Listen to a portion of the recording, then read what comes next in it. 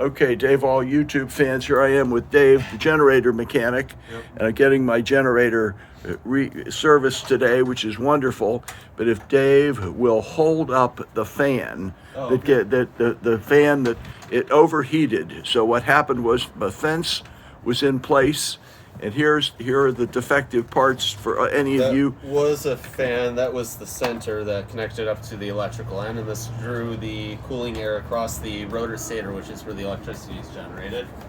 And because the exhaust was restricted, the plastic was getting really hot. It started to fatigue, and at 3,600 rotations per minute, it exploded. There you go. You have it, folks. So that's from Dave, the technician, another Dave, and it's a wonder. Oh, here's going to show us what happened. Here's where it's. This is also a product of the overheating. This is bubbling from the paint because the metal started to get so hot that the paint was delaminating.